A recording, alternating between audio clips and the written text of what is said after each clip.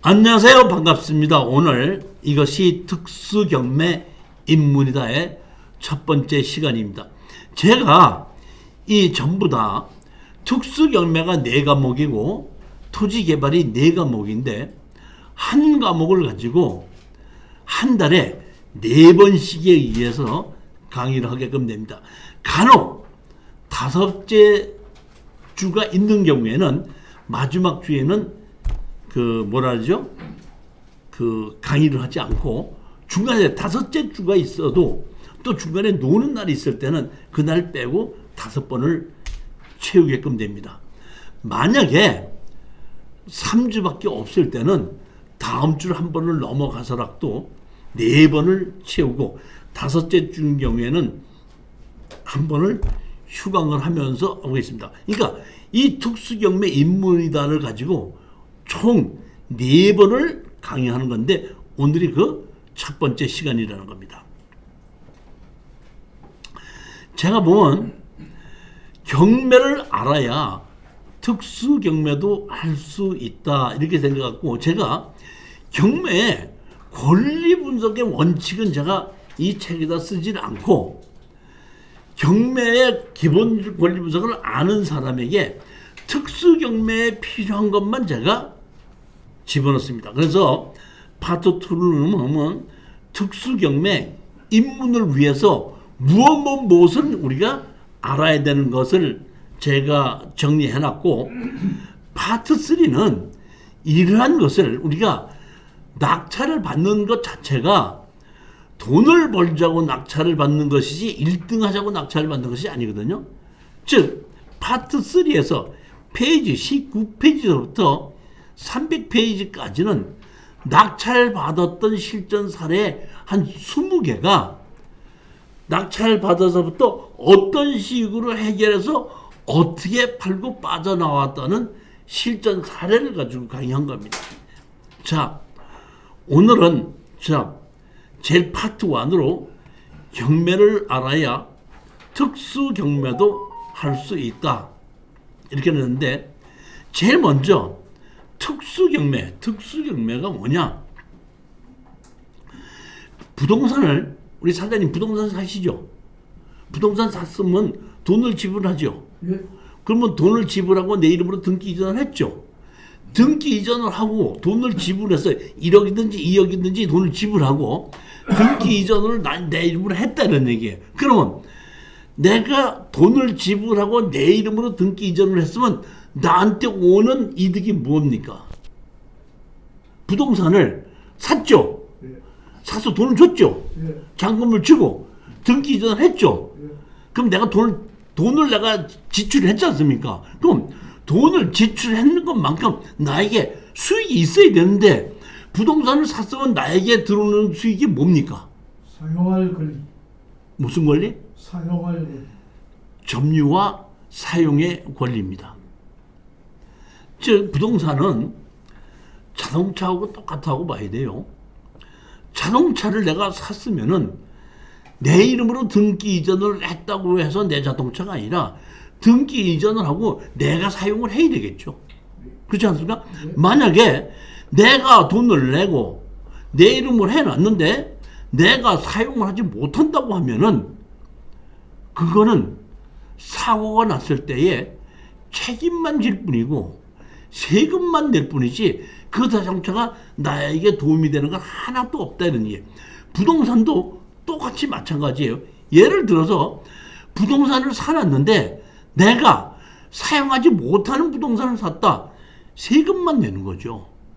나에게 예를 들어서 저기 어떤 아까 누구 말 맞다나 요새 남북 통일이 되는 거를 생각을 해서 휴전선 근처에 있는 땅을 매매를 하는데 제가 예전에 강원대학교에서 석사 과정을 가르쳤는데 그때 공인중개사 간병이 있었는데 한 2달 동안을 결석을 하고 안 나오더라고요. 그래서 2달 만에 내가 보이길래 한마디 했습니다.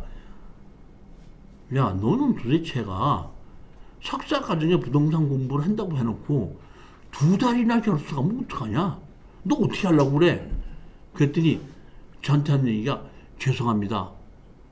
제가 이번에 그 휴전선 안에 있는 땅을 팔러 가는 바람에 그쪽에 가서 집을 얻어놓고 매매를 하는 바람에 제가 한두 달 동안에 그 강의에 참석을 못했습니다. 그러길래 내가 물어봤습니다.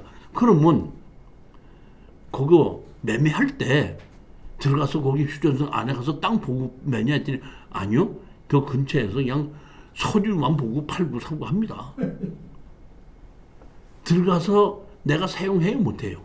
못하죠. 그럼 통일되면 사용해요 못해요? 통일됐어. 휴전선 땅 통일했어. 그럼 사용해요 못해요?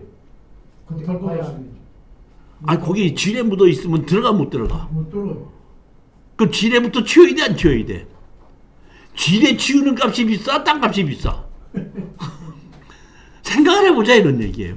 그래도 나는 사는 사람이 있다는 게 자체가 나 희한해서 그때도 가보지 않고 그냥 팔았다 하더라고. 아 요새 한때 또 막 해서 산다고 난리치고 거기 땅을 갖고 있는 사람이 좀 의뢰를 해서 한 두 달 동안 거기서 그냥 숙식을 하면서 팔고 왔습니다. 앞으로 그 결석 안 하고 열심히 강의하겠습니다. 강의 듣겠습니다. 해갖고 그러냐고 했었는데 다 부동산은 뭐가 샀으면 뭘 해야 돼요? 점유를 해야 되는 겁니다. 그리고 내가 사용을 해야 되고 내가 사용하지 않기 위해서는 않을 때는 사용할 수 있는 권한을 빌려주는 거죠. 지금 우리 여기 강의실 다른 사람이 사갖고 사용의 권한을 저한테 빌려줬죠. 저는 그래서 월세를 내면서 그 사람의 부동산을 빌려 쓰고 있는 거 아니에요. 이렇게 자기가 사용의 권한을 빌려주면서 수익을 얻을 수 있는 것이 부동산이다 이런 얘기입니다. 그런데 가장 핵심인 건 뭐냐면 내가 돈을 주고 부동산을 샀는데 내가 점유가 불가능한 부동산 이런 걸 보고 우리가 특수경매라고 얘기합니다. 자, 특수경매를 얘기를 하기 전에 잠시 여기 보면 뭐가 있죠? 경매란 무엇인가? 사람이 살다 보면 채권과 채무 관계가 생기게끔 되죠. 그렇지 않습니까?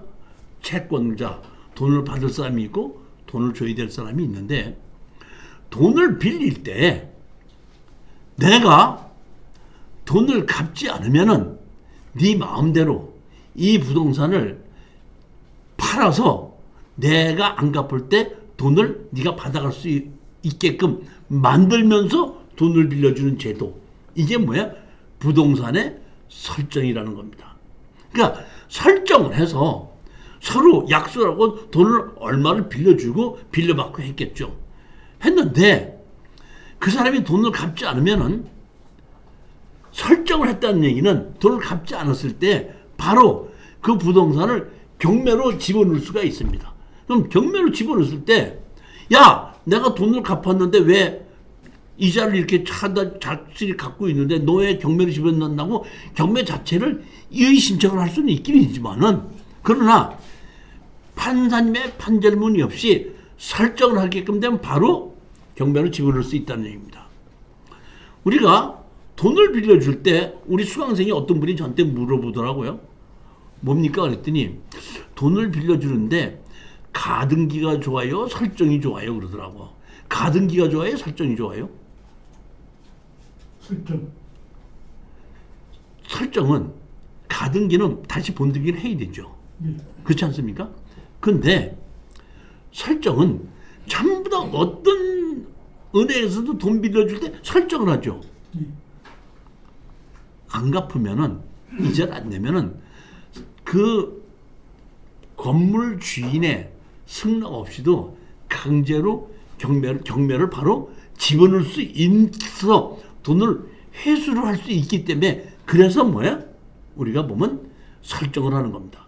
그렇기 때문에 대부분 설정을 얼마에 넣으면 현 시가의 70% 정도에 그 다음에 거기서 감정가격이나 뭐 이런 거 이자 이런 거를 빼놓고 그러니까 현 시가가 예를 들어서 10억이다 그러면 7억을 빌려주면서 7억에 대한 20% 그러니까 8억 4천을 설정 최고액으로 해놓고 갚지 않으면은 경매를 진행시키는데 시간이 있겠죠. 그 시간이 이자를 안 줄 거 아닙니까?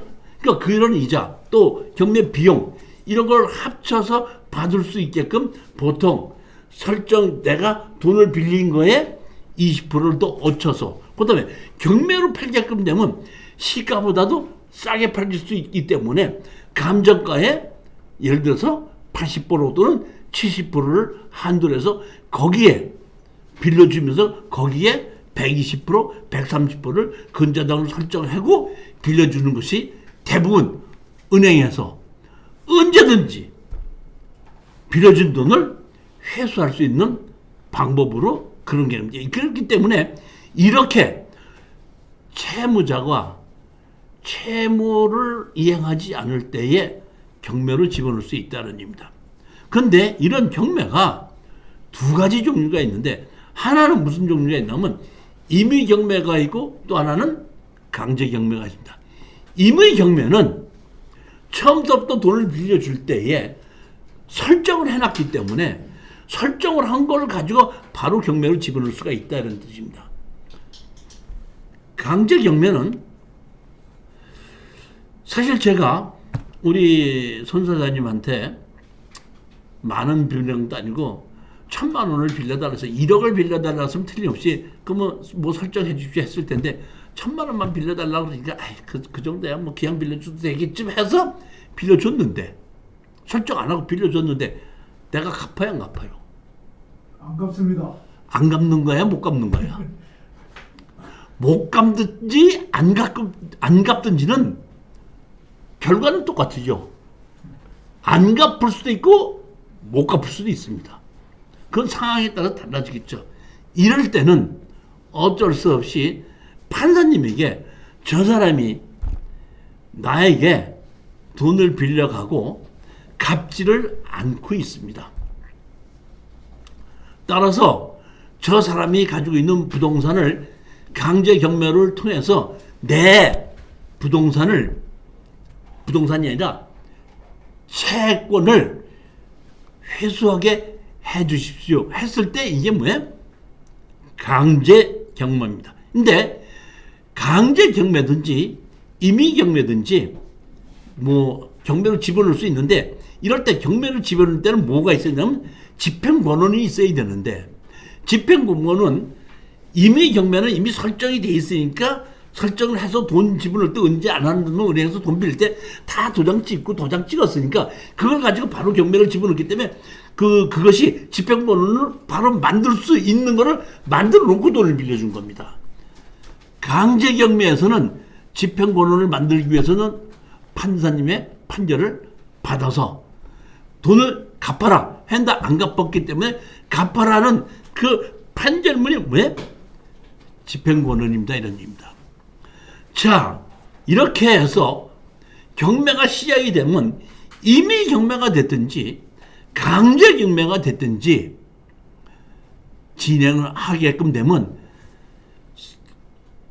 경매를 집어넣고 감정사가 감정을 하고 현황 조사를 해서 법원에서 판결문을 받아서 집행을 하게끔 되고 감정을 하고 집행을 할 때까지는 시간이 보통 6개월에서 1년 정도가 걸린다고 보면 대부분이 맞습니다. 그런데 이 기간에 돈이 없어서 못 갚다가 돈을 만들어서 갚을 수도 있지 않습니까? 갚는데 문제는 뭐냐면 경매가 진행되게 돼서 낙찰을 받기 전에 돈을 갚아버리게끔 되면 강제 경매든지 임의 경매든지 무조건 취해야 됩니다. 언제? 낙찰을 받기 전에. 근데 강제 경매든지 임의 경매든지 경매를 신청을 했는데 갚지 않기 때문에 누군가는 낙찰을 받았습니다. 그러면 낙찰을 받고 잔금을 내야지 내 거가 되는데 낙찰을 받고 잔금 내기 전에 그때도 돈을 갚을 수가 있죠. 그렇지 않습니까?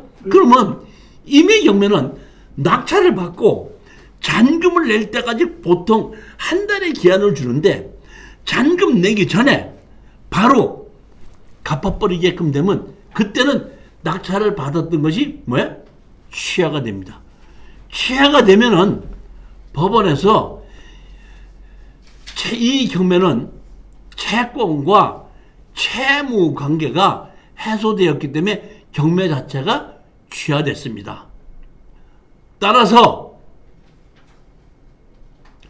입찰 보증금을 찾아가십시오 하고 연락 오게끔 됩니다.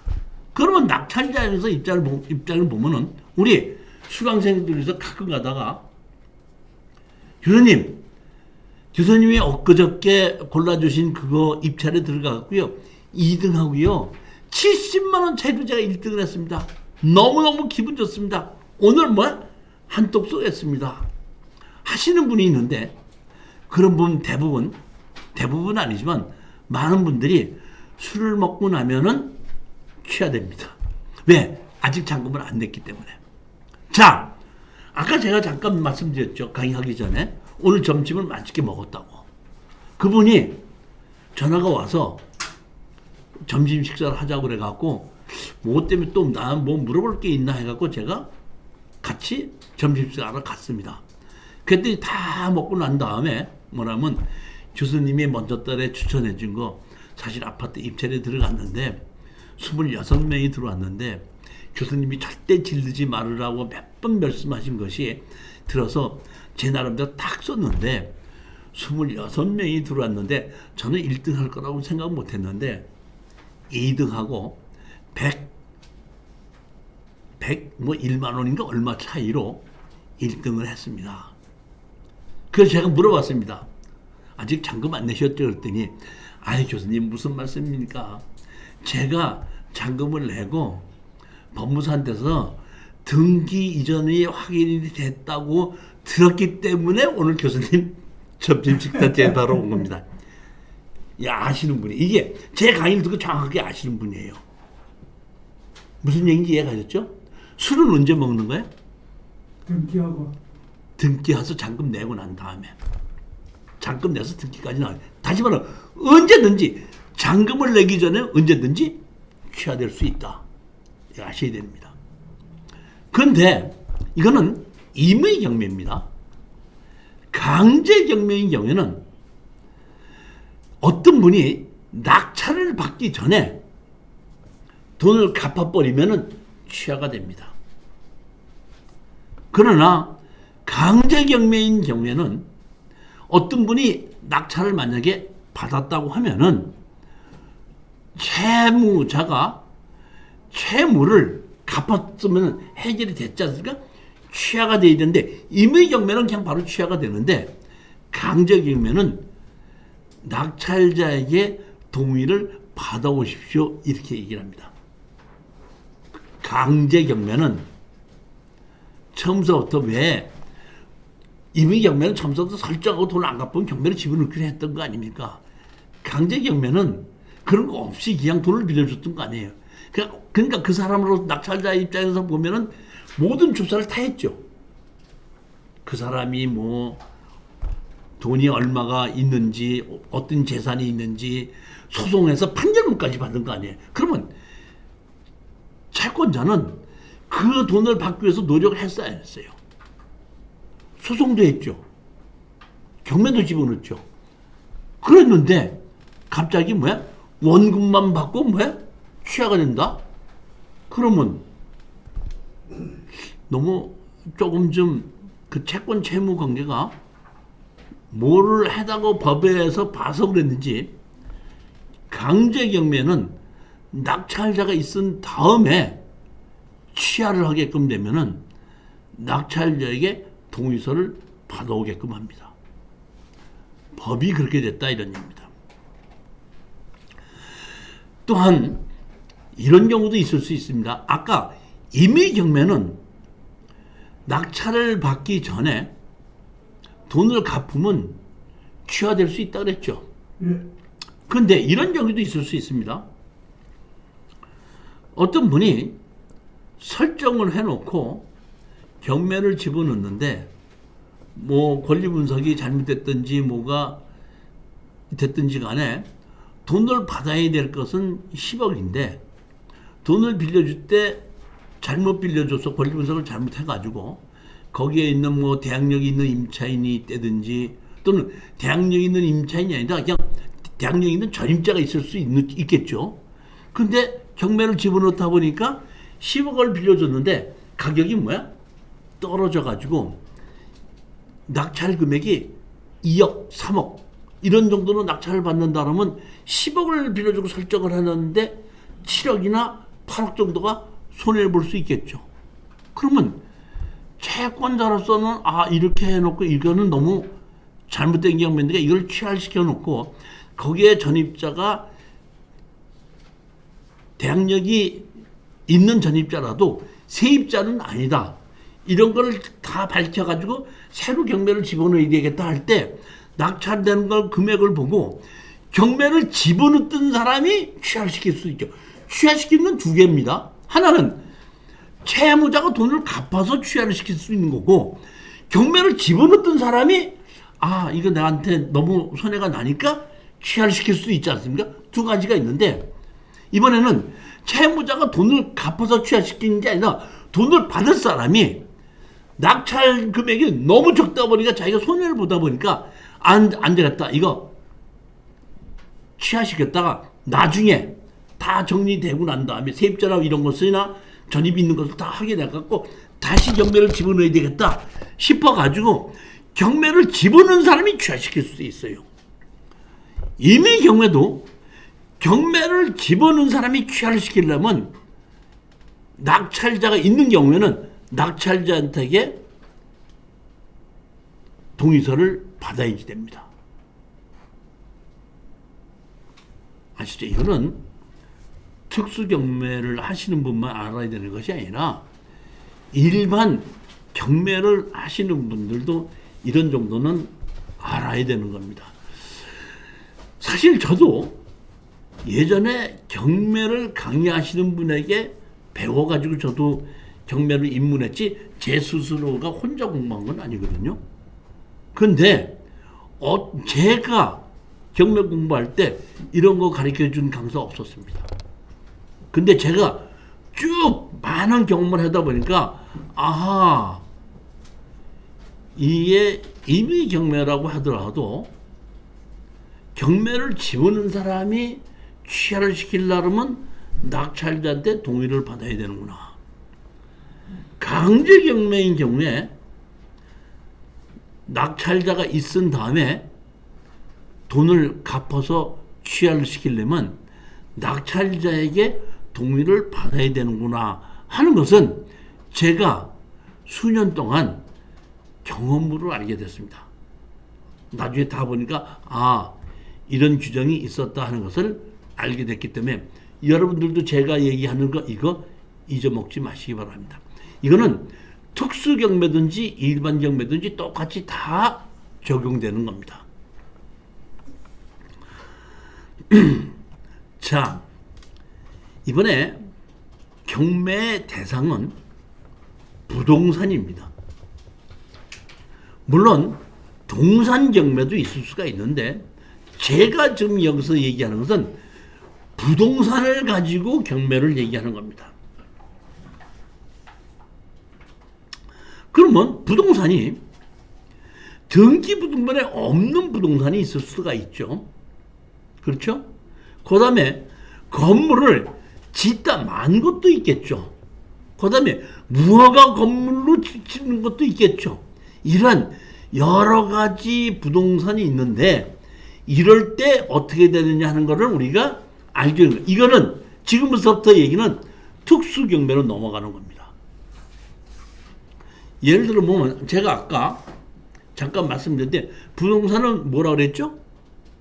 부동산을 돈을 사면 내가 돈을 내고 부동산을 사면 뭐를 산다 그랬죠? 점유와 사용권. 점유가 사는 거 그렇죠. 근데 경매가 진행이 되는데 건물은 등기부등본이 없어요. 무허가 건물이에요. 그러면 할 수 없이 법원에서는 땅만 경매로 집어넣게끔 됩니다. 그럼 땅을 내가 샀는데 누가 지금 그 땅을 사용하고 있죠? 건물을 지은 사람이 사용하고 있는 거 아니에요. 땅 주인이 사용하는 것이 아니라 건물 주인과 땅 주인이 다르다 이런 얘기예요. 그러니까 그 땅에 누가 쓰고 있죠? 뭐가 건물이 됐든지 뭐가 됐든지 건물이 있는데 땅 주인과 건물 주인이 다른데 건물 주인이 땅을 사용하다 보니까 내가 땅을 샀어도 내가 땅을 점유하고 사용하는 권한은 얻을 수 없겠죠. 이게 뭐야? 특수경매 이런 건데, 자, 이럴 때에 경매를 집어넣는 것이 있었는데, 자 보십시오. 여기 핵심이 이겁니다. 건축이 어느 정도 완성되었거나 완성되었어도 사용 승인을 받지 않아 보존 등기를 경유하지 못한 건물도 채권자가 거기에 있는 채무자가 건물도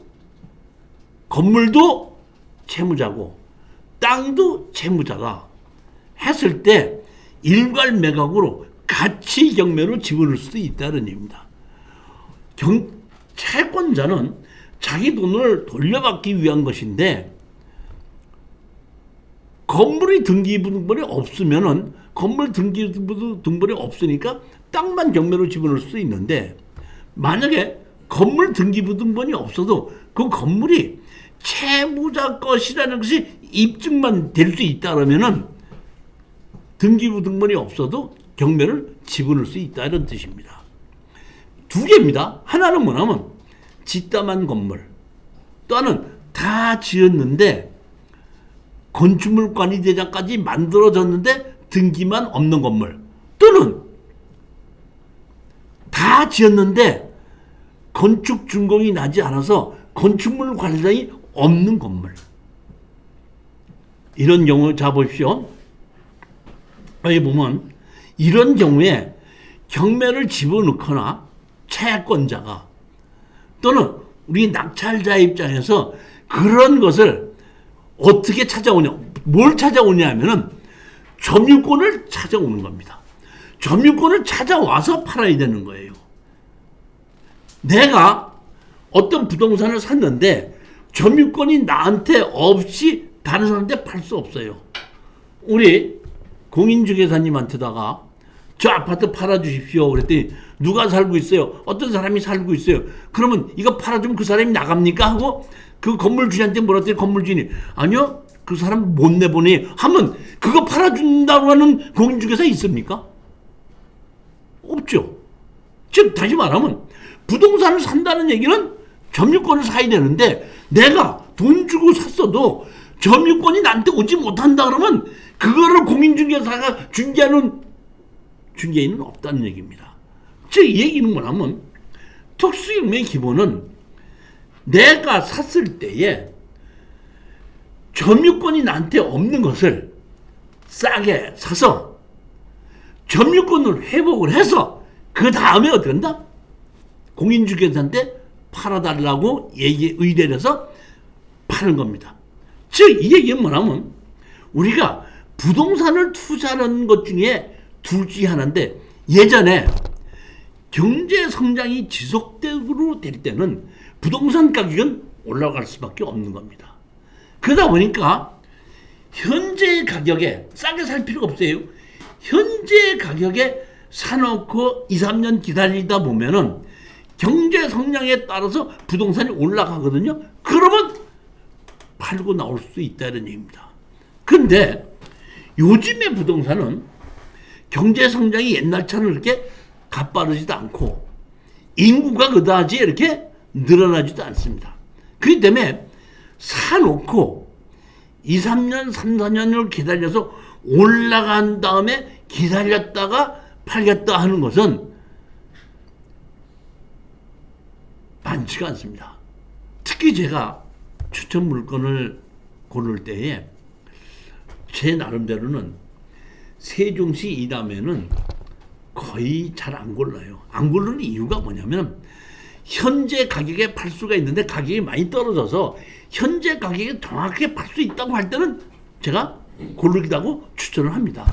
그런데 세종시 이남 쪽으로 부동산을 사놔가지고 옛날처럼 그런 2, 3년, 3, 4년 있다가 부동산이 올라간다. 물론 올라가는 것이 있긴 있겠지만은 그다지 많지 않다는 얘기입니다. 할 수 없이 제가 지금 부동산 투자하는 것은 현재 가격에서 얼마 떨어진 부동산을 사는 겁니다. 그러면 현재 부동산에서 떨어진 부동산은 문제가 있기 때문에 떨어지지 문제가 없는 부동산은 안 떨어지는데, 그 문제가 뭐냐면 돈을 주고 샀는데도 점유권이 나한테 오지 않는 부동산은 가격이 떨어질 수밖에 없다는 얘기입니다. 떨어진 것을 부동산이 나빠서 떨어지는 게 아닙니다. 좋은 부동산인데 왜 떨어져? 점유권이 없기 때문에 떨어진다는 얘기입니다.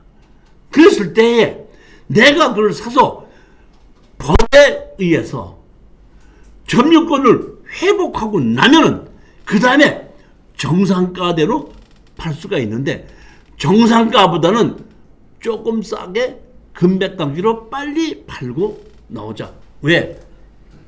기다려도 올라가지 않으니까 회전을 빨리 시키자 하는 것이 제가 특수경매 방법이고, 제가 지금 부동산 투자를 하는 방법이 그러한 방법을 가지고 하는 겁니다. 물론 용인, 평택, 화성 이런 곳에는 점유권이 문제가 있어서 가격이 떨어지는데도 떨어지고, 그 점유권을 회복하는 사이에 부동산이 올라가는 경우도 있긴 있습니다.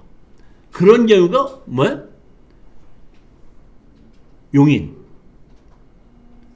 평택, 화성 이런 경우에 그러한 부동산도 있을 수 있기 때문에 그런 부동산도 제가 보면은 좀 고르기도 합니다. 자, 여기 보시오. 건축 중인 건물로서 타해 통념상 아직 건물이가 할 수 없는 건재의 단지의 건축물이나 바닥, 콘크리트 타설이라도 일괄 매각 신청에 의하여 건축법에 따라 착공된 경우 매각에 포함되었다면 매각 대상이 된다. 이게 아주 중요한 얘기입니다. 자, 보십시오. 어떤 나대지에 은행에 가서 돈을 빌려달라고 그러면은 땅을 근저당 설정을 하고 빌려주죠. 그렇죠? 그러면 땅만 근저당 설정만 합니까? 지상권 설정도 합니까? 지상권 설정. 지상권 설정이 뭐예요? 지상권 설정이라는 게 뭡니까? 우리 보통 보면 건물이 없는 땅에 지상권을 설정하고 돈을 빌려주잖아요. 그럼 지상권 설정이 뭐가 지상권 설정이에요? 지상권 설정이 뭡니까? 아까도 제가 말씀드렸듯이 땅은 점유와 사용의 권리인데 그게 뭐야? 점유와 사용의 권리가 지상권입니다. 예를 들어서 땅만 가지고 담보로 잡아서 돈을 빌려줬는데 땅 자체가 돈이 되는 것이 아니라 사용권이 돈이 되는 건데 은행에다 돈을 맡기고 땅 주인이 철수한테 사용권 줘버렸어. 그러면 은행에서는 땅만 정면으로 집어넣어봐야 돈 주고 사는 사람이 없어요. 왜? 아까 부동산은 뭐예요? 사용의 권한인데 사용의 권한은 오지 않는 부동산은 누가 삽니까? 그러다 보니까 은행에서 반드시 돈을 빌려줄 때 지상권 설정을 하는 겁니다. 이게 뭐야? 사용의 권한입니다. 그러면 자, 제가 어떤 땅을 사가지고 제가 은행에다 돈을 빌리면서 대출을 받고 지상권 설정을 했습니다. 지상권 설정을 했는데 제가 여기다가 집을 지어야 되겠거든요. 집을 지으려고 하면은 지상권 설정이 됐기 때문에 건축 허가를 받아서 착공하려면 지상권 설정자에게 동의서를 받아와야 됩니다. 제가 건축 허가를 받으려면 이 설정이 됐네요. 여기 지상권 설정자한테다가 동의서 받아오십시오. 하게끔 되면은 그러면은 은행에서 너 뭘 지으려고 하는데 여기 집 지으려고 합니다. 그래? 누구 이름으로 무슨 집 지으려고 하는데 누구 무슨 집 지으려고 그래? 누구 이름으로 무슨 집 지으려고 한다고 할 때 지상권자가 도장을 찍어주면 건축허가를 내줍니다. 내줘서 건물을 짓게끔 됐을 때에 중간에 바닥공거리만 쳤다든지 아직 벽만 하든지 짓다 만 경우가 있을 수 있죠. 그러면 그거는 건축물 관리대장도 없고 건물 등기부등본도 없습니다. 그러면 은행에서 봤을 때 땅만 경매로 집어넣게끔 돼서 건물 주인이 다른 사람이 사용하고 있다 할 때 그거 자기의 돈 빌려준 거를 다 해서 못할 수가 있습니다. 이럴 때 지상권 설자가 동의서를 써줄 때 누구 이름으로? 채무자 이름으로. 다시 말하면 건축 허가를 받으려면 건축 관계자라는 것이 있다는 건축법에. 건축 관계자가 누구누구라 그랬죠? 건축주, 설계자, 감리자, 시공자. 이 사람이 건축 관계자인데 짓담한 건물의 주인은 누구죠? 짓담한 건물의 주인은 누굽니까? 건축물 관리장도 없고 건물 등기부등본도 없어요. 그러면 짓담한 건물의 주인은 누굽니까? 건축 관계자, 건축 허가서에 건축주 이렇게 돼 있죠. 건축 허가서에 보면은 건축주, 설계자, 감리자, 시공자 4명이 다 들어가게끔 됩니다. 그 4명 다가 뭐예요? 건축 관계자인데 건축법에 의해서 건축 관계자가 언제든지 바꿀 수가 있는데 여기에 건축주가 누구였죠? 채무자였죠. 은행에서 돈 빌려줄 때 누구 이름으로 짓냐 할 때 채무자 이름으로 진다. 그래 채무자 이름으로 내가 진다면 오케이 해라. 해가지고 다시 해주고 만약에 네가 짓다 말고 준공이 안 난다. 준공이 난다 그러면은 준공난 건물도 같이 설정을 한다 하는 조건의 허가를 내주는 겁니다. 은행에서 지상권 설정했을 때니까. 근데 건물을 다 지어서 준공이 나서 건축물 과장 만들고 등기부등본이 만들어졌다 그러면 약속대로 그 건물이 은행에서 같이 담보로 같이 들어가서 땅과 건물을 같이 하는 게 맞는데 준공이 나지 않고 중간에서 스톱이 되면서 돈을 갚지 않다 보니까 은행에서는 뭐야? 경매로 집어넣어야 되는데 땅만 경매로 집어넣다 보면은 지상권과 갈라질 수 있으니까 은행에서 처음부터 지상권 설정하고 거기 건물 짓는 거를 같이 도장을 찍어줬기 때문에 이때 이 은행에서는 짓담한 건물이 채무자라는 것이 입증이 되면 채무자가 누구이죠? 건축주. 땅 주인이 채무자인데 땅 주인과 건물 주인이 어떻게 한다? 같으죠. 그 사람도 채무자지 않습니까? 그러면 짓담한 건물도 같이 일괄 경매로 신청하면 짓담한 건물도 같이 경매로 넘어가게끔 된다는 겁니다. 그러면 여기서 중요한 것이 뭐냐면은 아까 건축 관계자가 건축법에 의해서 건축 관계자는 건축주, 설계자, 감리자, 시공자라는데 언제든지 건축 관계자는 명의 변경할 수 있다 그랬죠. 원래는 짓담한 건물도 일반 매매가 가능합니다. 그러면 내가 어떤 건물 땅을 사서 건물을 짓다가 돈이 부족해서 중단하게끔 됐을 때는 공인중개사한테 가서 내가 이 땅을 사서 이런 건물을 짓고 있는데 내가 돈이 부족하니까 이런 건물 짓는 것과 땅을 같이 좀 매도를 해 주십시오. 하게끔 되면은 우리 공인중개사에서 땅 등기부등본을 띄워보고 건축허가서 갖고 오라고 그래요. 건축허가서 갖고 와서 봤더니 땅 주인이 같거든요. 그러면은 일반 매물로 내놓습니다. 뭐야? 짓담한 건물과 땅을 같이 매물로 내놨다가 산다는 사람이 있으면 땅은 땅대로 등기 이전을 시켜주고 건축 관계자 있죠. 건축 관계자에서 건축주 있죠.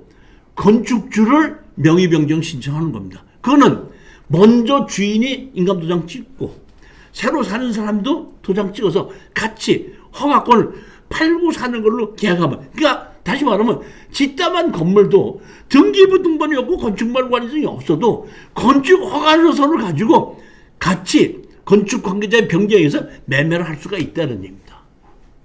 그렇게 팔고 살 수가 있는 것인데 이것을 일반 매매는 가능한데 경매로 집어넣었을 때에 만약에 건축물 관리대장이 없는데 바닥 공고리만 쳐 있을 때 같이 경매로 집어넣지 않습니까? 그러면 건물을 같이 낙찰을 받은 거죠.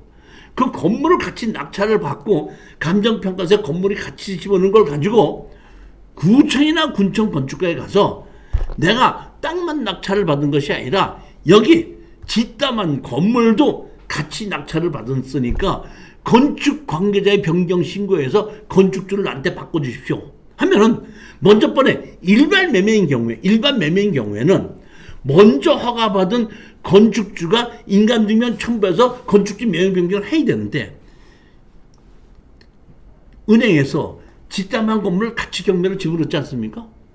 가치 건물 집어넣으니까 그 가치 건물 집어넣은 것 때문에 내가 건물도 가치 경매로 낙찰 받았으면 뒷담한 건물 가치 경매로 낙찰 받았습니다 하는 것을 보여주게끔 되면은 먼저 건축주의 인감증명 없이 거기에 있는 건축허가서의 건축주 명의를 현재 낙찰받은 사람으로 바꿔주게끔 된다는 얘기입니다.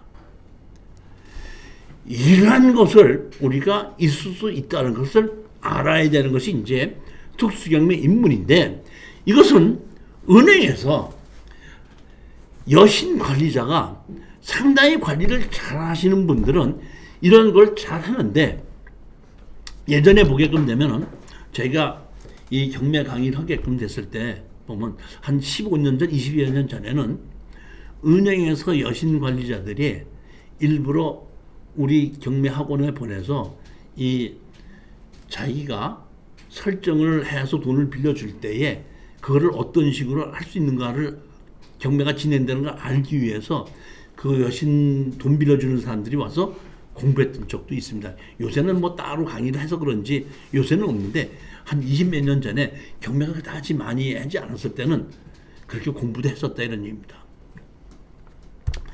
요 사이도 보면 이렇게 경매를 일괄 매각으로 다 집어넣는 은행도 있지만은 담당자가 올바르지 못하고 이런 걸 모르시는 분들은 건축물 관리장도 없고 등기부 등본도 없지 않냐서 뒷담한 건물은 내비로 두고 땅만 경매로 집어넣는 경우가 있습니다. 그러니까 여신 담당자가 똑똑한 사람들은 뒷담한 건물도 같이 경매로 집어서 일괄 매각으로 다 매매가 되고 그렇지 못한 담당자들은 땅만 경매로 집어넣고 경매로 매각을 안 하는 경우도 있다 이런 얘기입니다. 두 가지 종류가 나옵니다. 그러니까 제가 오늘 보면 둘 다 얘기를 하는 겁니다. 그러면 우리는 낙찰을 받은 거죠. 뭐만 받았죠? 땅만 받은 거 아닙니까? 땅만 받다 보니까 지상은 건물 짓고 있던 사람이 지금 사용하고 있는 거죠.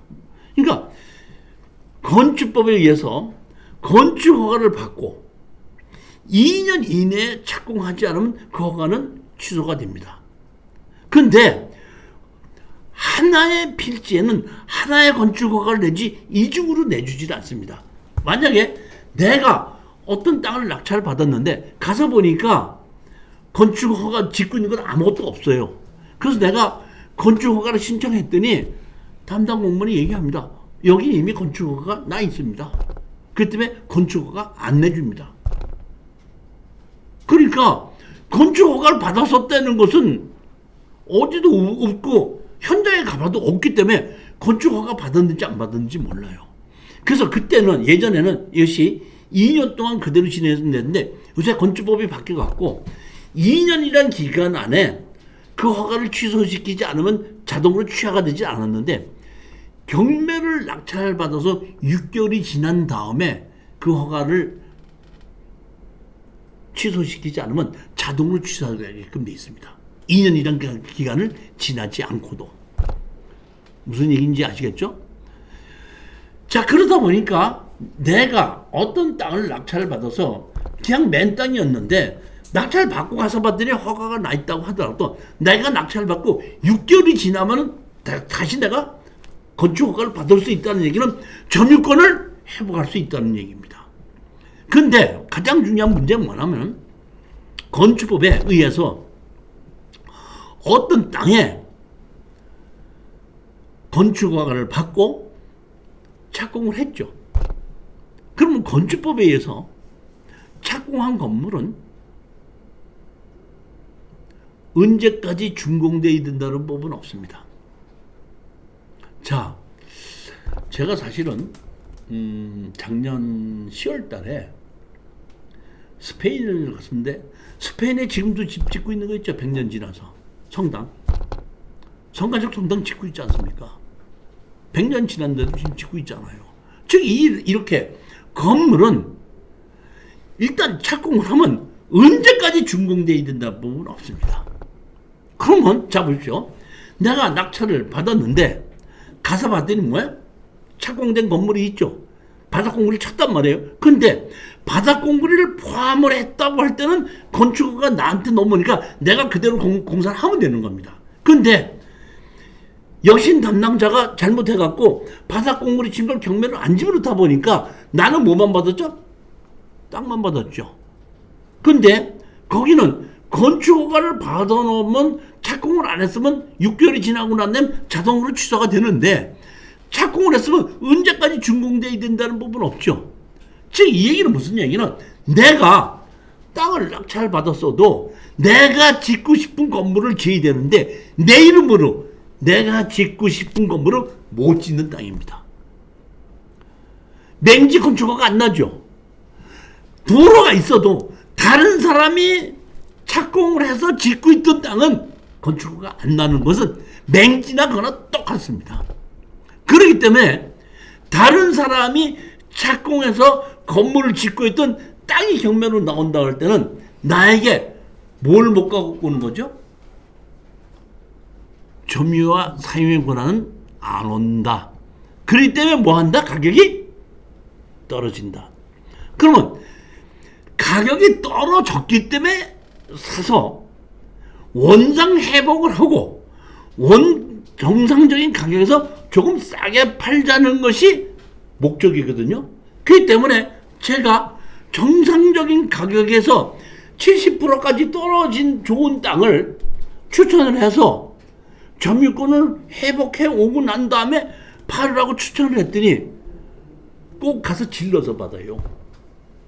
제가 왜 추천했죠? 싸니까. 떨어졌으니까. 떨어졌기 때문에 좋다는 얘기지 그 부동산 자체가 좋다는 얘기가 아니에요.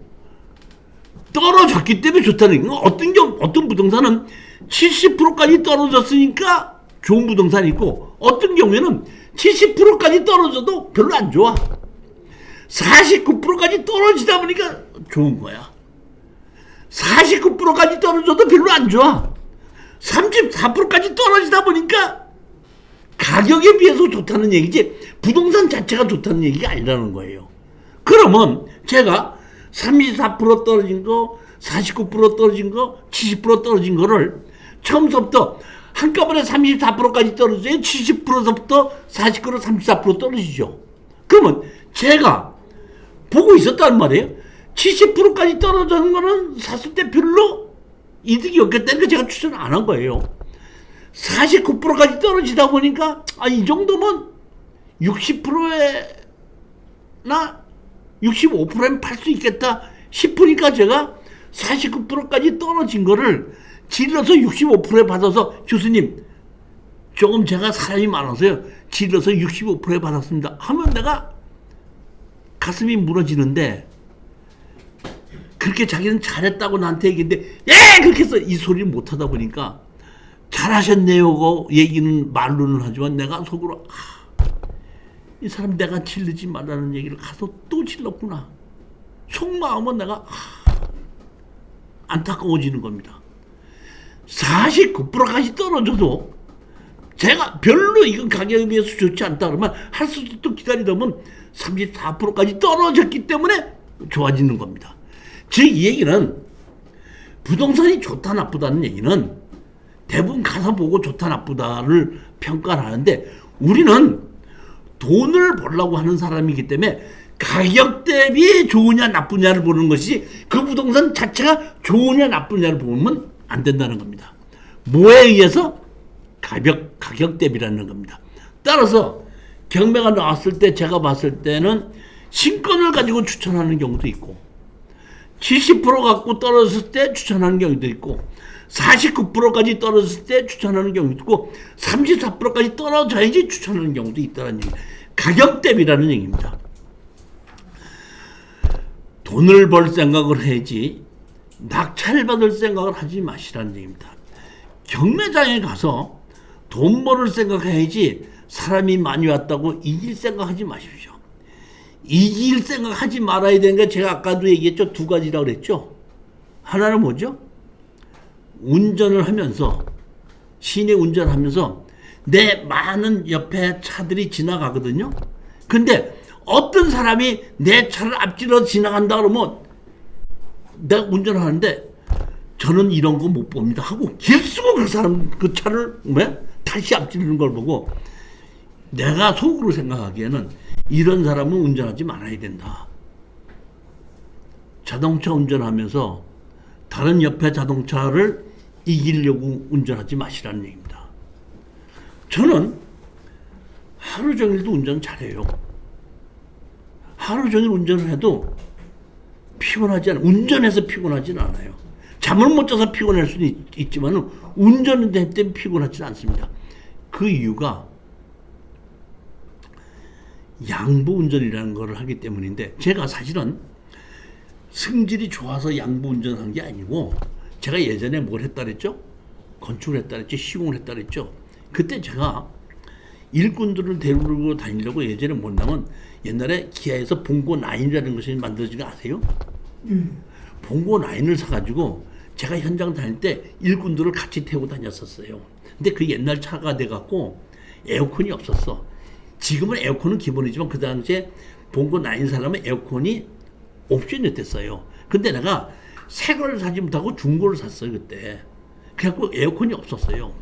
근데 그게 봉고 9이다 보니까 지금은 화물차나 승합차들이 1차선, 2차선, 3차선, 4차선 다 다니는데 옛날에는 4차선일 때 3차선하고 4차선밖에 못 다녔어요.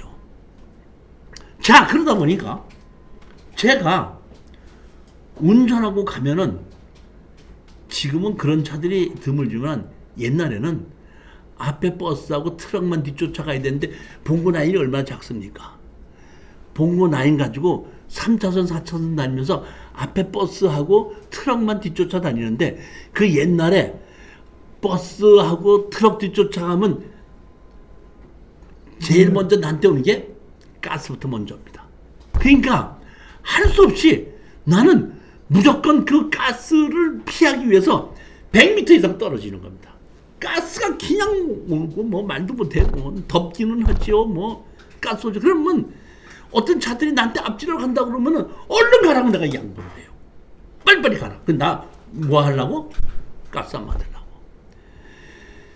이렇게 해서 시작이 된 것이 제가 양보 운전의 시초가 됐는데 그것이 몇 년을 그렇게 하다 보니까 나중에 승용차를 몰면서도 누가 조금만 들어온다 그러면 브레이크 잡고 가라 그러고 언제든지 뭐 누가 옷 깜빡이 키면 너라고 놔주고 옆에 사람들을 먼저 가게끔 해주고 하는 것이 습관이 되다 보니까 자동차 운전하는 게 피곤하지 않고 얼마든지 즐겁게 할 수 있더라는 얘기입니다.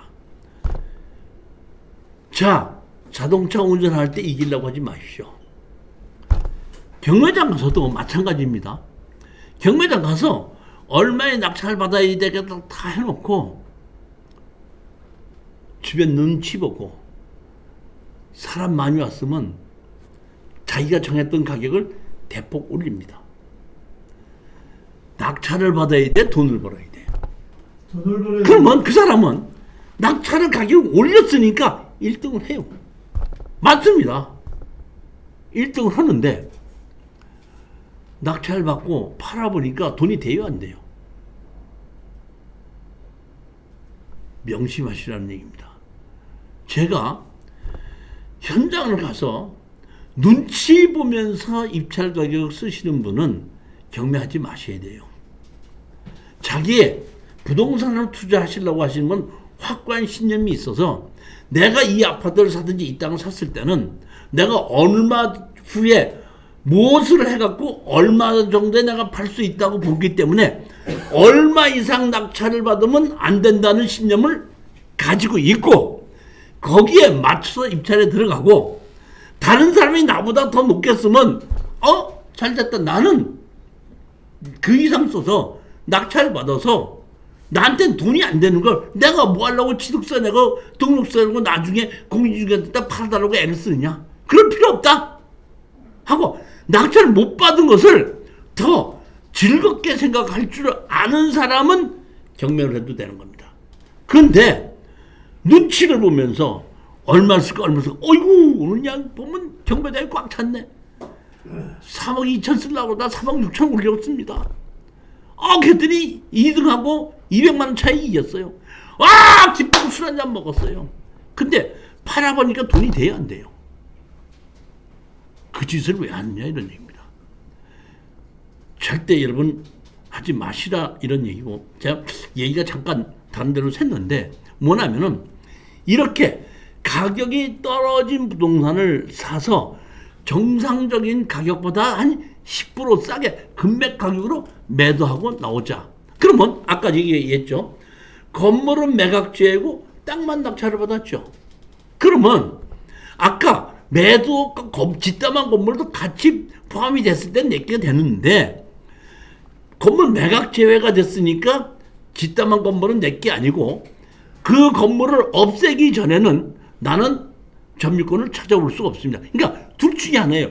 뒷담한 건물을 내가 사든지 아니면 뒷담한 건물을 없애버리는 겁니다. 근데 대부분의 건축 담당자들이 일단 착공을 해서 바닥공불이든지 벽이 올라가 있으면 절대 그 허가를 취소해 주질 않습니다. 물론 건축법에는 설령 건축 허가가 받아서 착공되었다 하더라도 준공대를 가망이 없다고 할 때는 허가를 취소해야 된다는 것이 있는데 준공대를 가망이 없다는 것을 누가 판단합니까? 준공대를 가망이 없다 할 때 준공대를 가망이 없다 이 판결을 누가 하다 보니까 담당자는 준공대를 가망이 없다는 걸 자기 임의적으로 판단을 해갖고 건축허가를 지어서 바닥공물이처럼 벽까지 올라간 것을 취소를 해주지 않는다는 겁니다.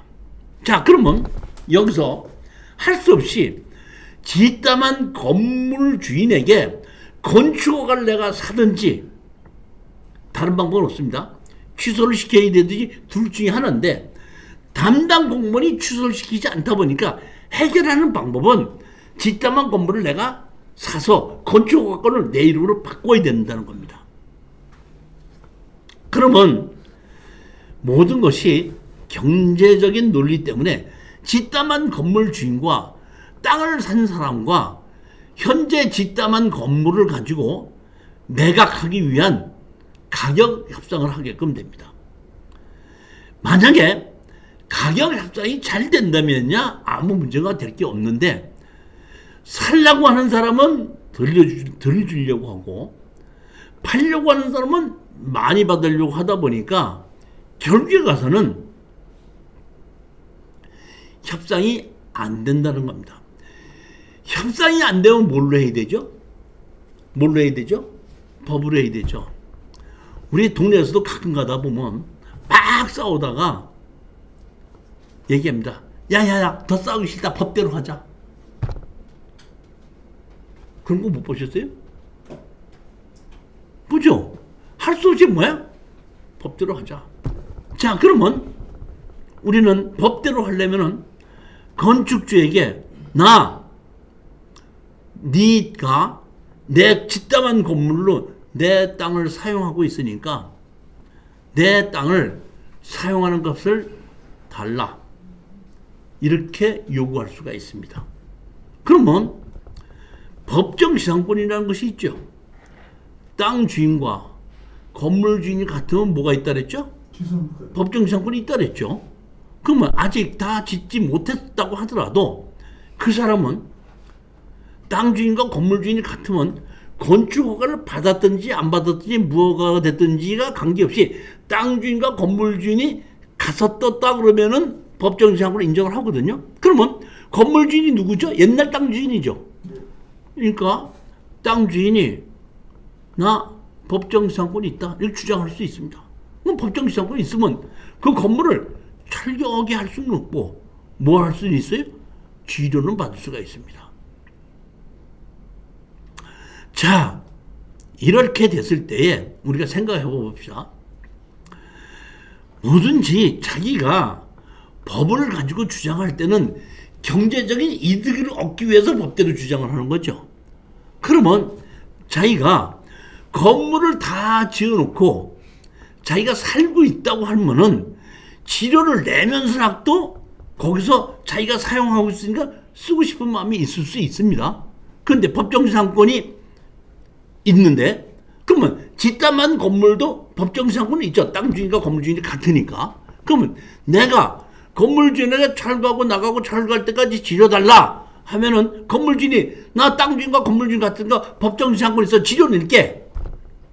알아서 지료만 낼게. 그럼 지료를 낼 수가 있겠는데 건물 주인도 경제적으로 추구하는 사람이죠.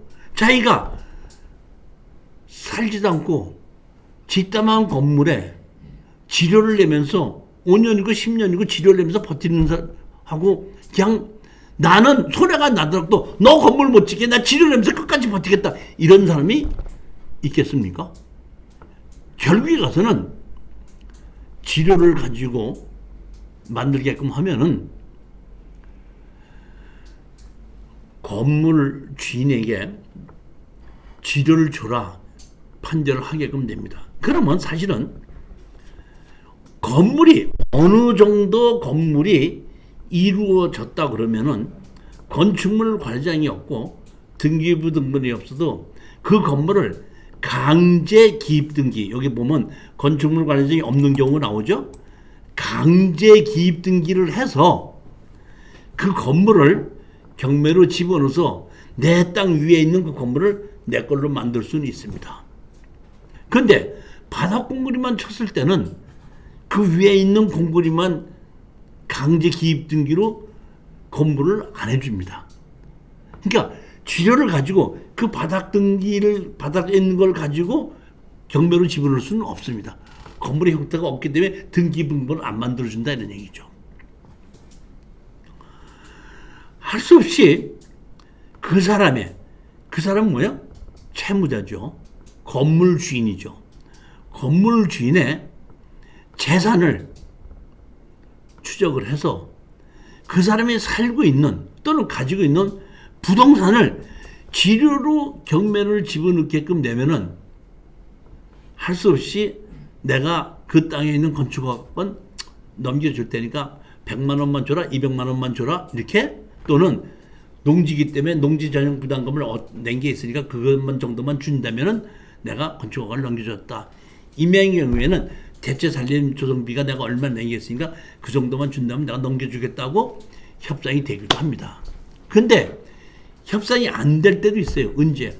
판결문은 받았는데 아무것도 없어. 재산이 아무것도 없어. 그러면 지료를 내라고 판결문 받았는데 받아낼 거 없이 그 사람이 어떻게 한다?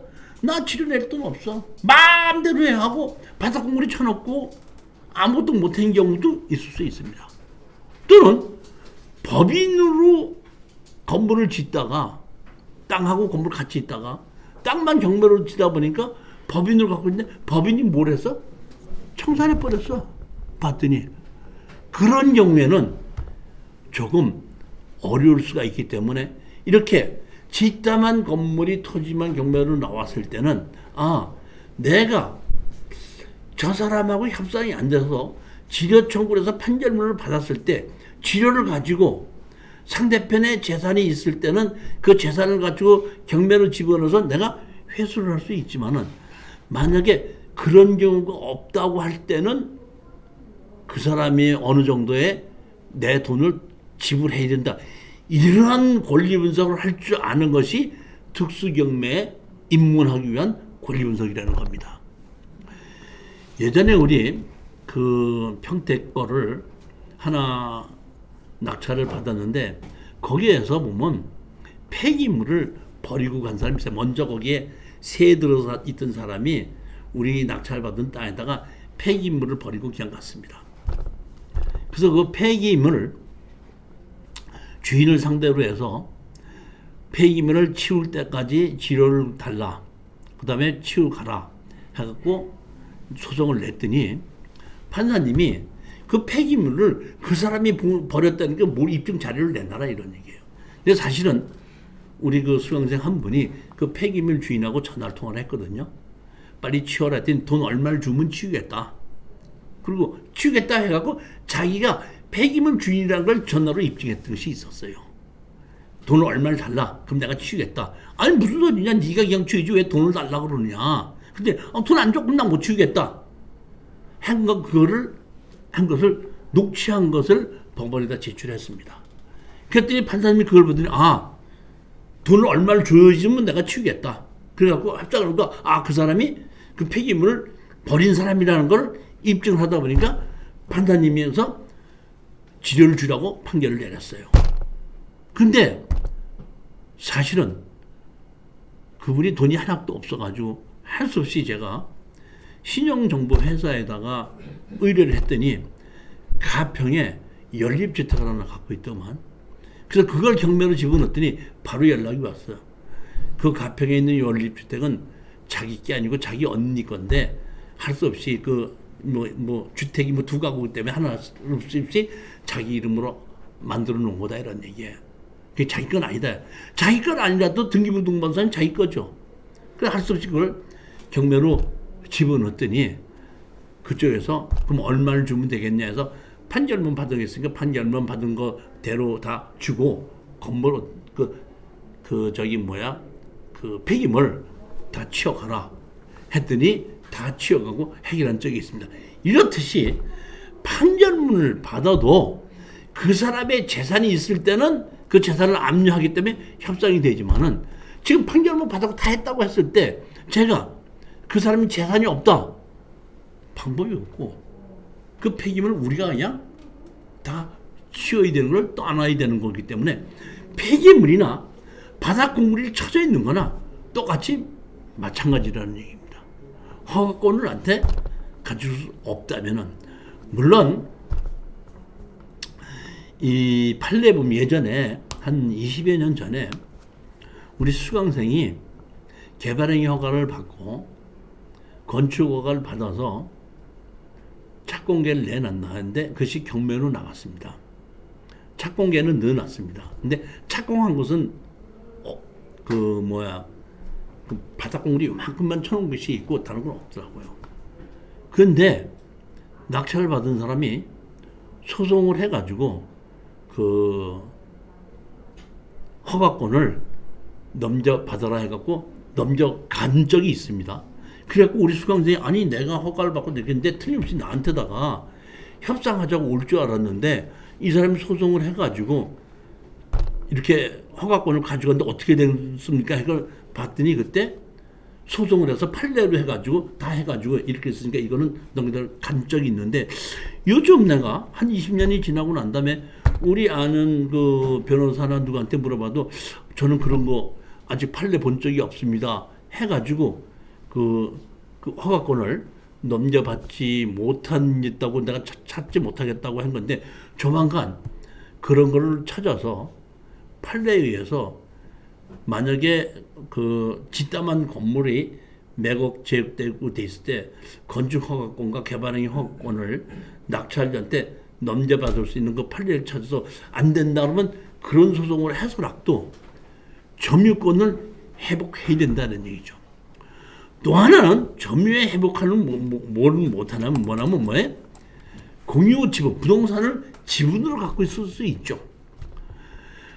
형제들이 상속을 받아서 5분의 1, 4분의 1 갖고 있는데 5분의 1, 4분의 1을 낙찰 받아봐야 점유권은 돈을 내고 4분의 1, 5분의 1 나한테 등기 이전해봐야 나한테 점유권은 오질 않죠.